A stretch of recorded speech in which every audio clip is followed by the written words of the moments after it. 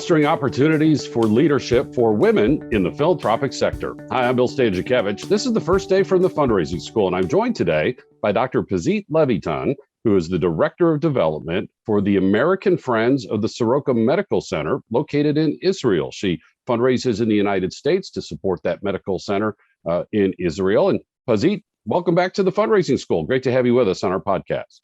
Thank you. It's great to be here, Bill. In addition to her doctoral degree, Dr. Levitan also has her certificate in fundraising management from the fundraising school. And she just completed a research study that looks at the involvement of women on nonprofit boards and what that means for their leadership development opportunities. Pazit, what did your study find? So the key finding is that women join nonprofit boards only if they have a passion for the mission and a desire to give back to the community.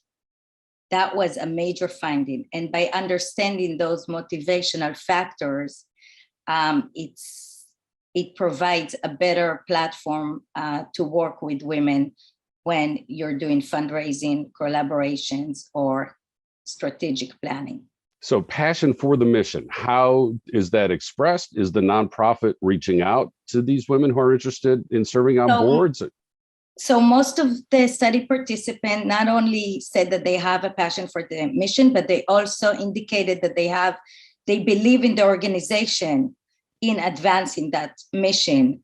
Most of them had already a good experience with the organization and want to contribute. In addition to that, 80% of the study participants also indicated that they believe that they can offer a value to the board.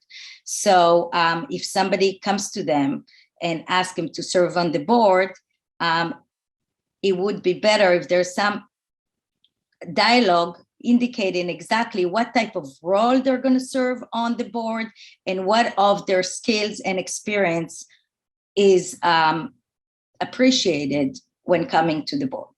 So many women already have a history with the nonprofit organization. They're able to live out their passion for the cause of that nonprofit. And your study also found that as the relationship moves to possibly serving on the board, how important is it, if you can amplify that point, for the nonprofit to be clear about the expectations of serving on the board, which may be different from the candidate's previous participation with the nonprofit organization. Right. Once women get on the board, the work begins. And the study also investigated what are the challenges that these women face and how they overcome these challenges, which were, it's a qualitative study. It was conducted through deep interviews with seasoned board members.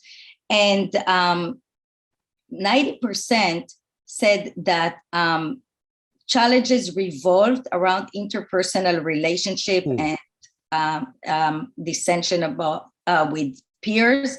It doesn't have to be like one-on-one. It could be a major change in the composition of the board, somebody leaving the board. It could be somebody dominating board meetings and others. And the way they really overcome it and talked about it throughout the research is by building relationships. So I want to emphasize on that, because women essentially become impactful leaders on nonprofit organizations if they have, one, passion for the mission, and two, the ability to build relationships with peers. And Pazit, 90% of your study participants said that when there are challenges, it comes in this area of interpersonal relationships. Does that also mean 90% of women have challenges with serving on boards, or was it of those who have challenges serving on boards, when there is a challenge, it's all about interpersonal relationships? Can you take us a step deeper, please?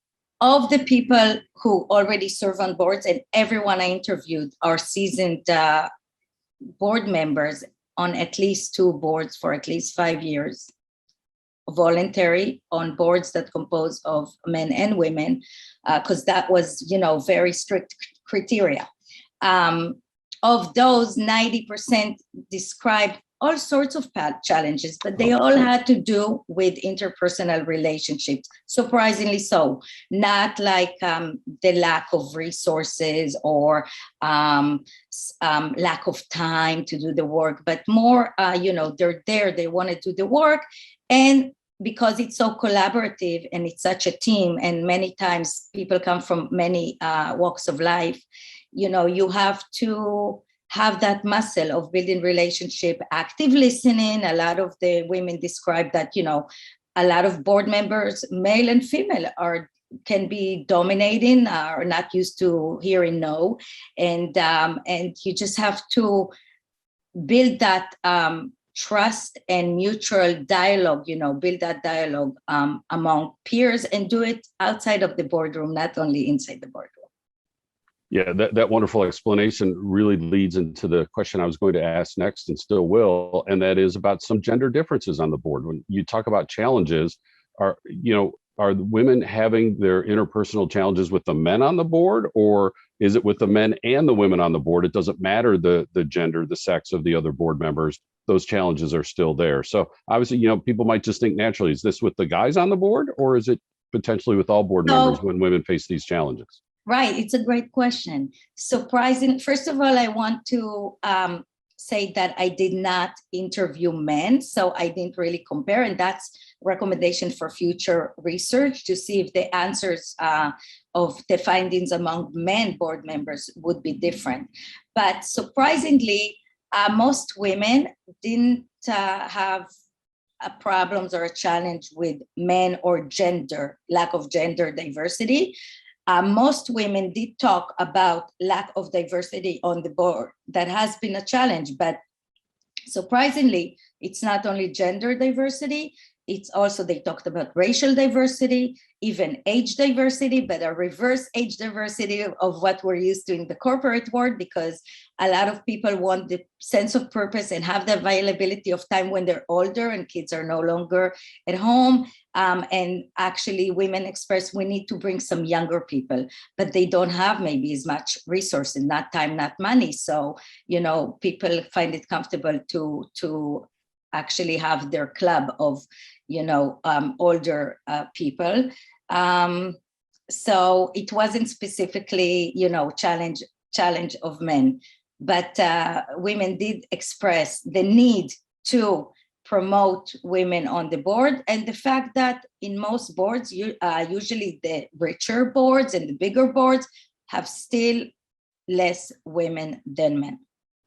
So still a lot of work to do in terms of gender diversity, in addition to the other areas of diversity that you just described so well.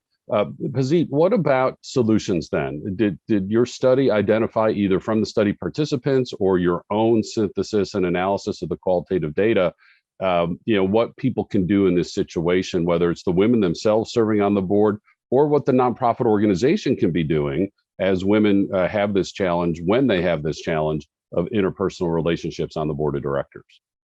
Again, great question. Thank you.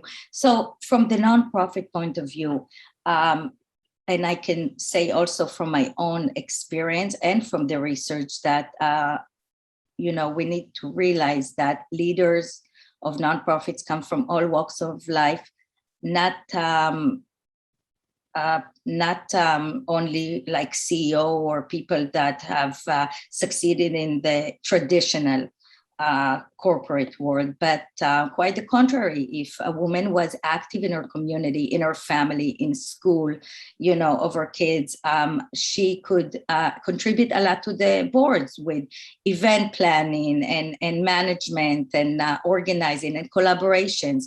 So that in itself is something to understand, that a good board has that diversity also of experience.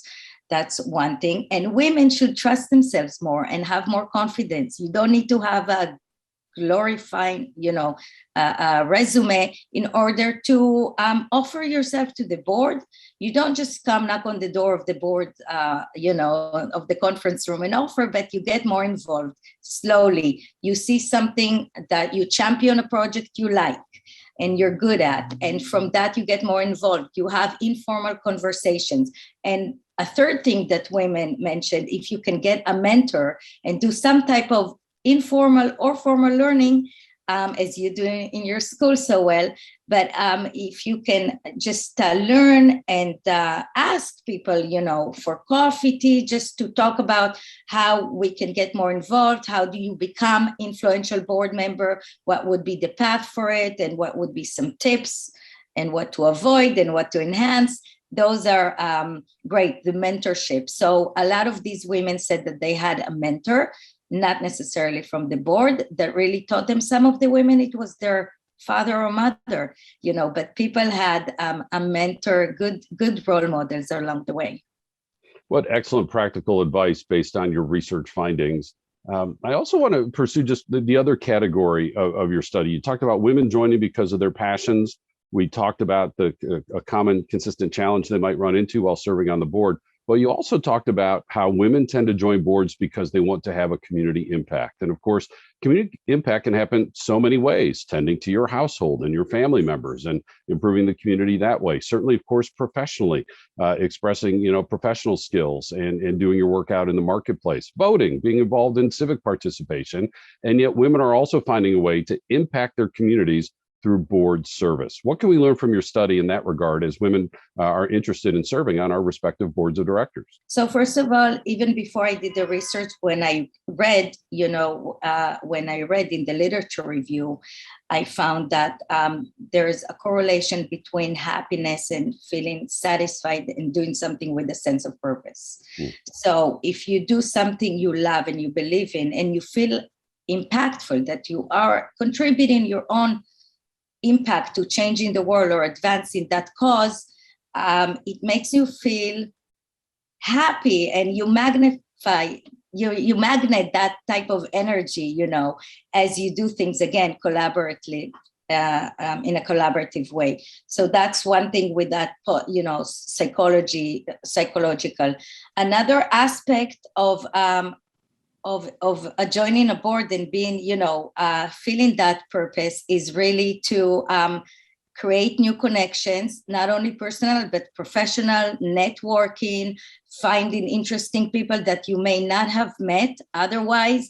A lot of the study participants didn't admit that was the primary reason of joining the board, but some study participants said, oh, everybody has it in their back of their mind, even if they don't tell you, because it's not, it's something very nice to be a part of a group that think like you, have a passion, like you values, similar values, and they also practice business strategy, overcoming challenges together and advancing a cause, So that's also a very good practice. And people that want to explore maybe, their business sense and organizational, they can advance themselves and brand themselves accordingly, and even get to know oneself more deeply by doing this work.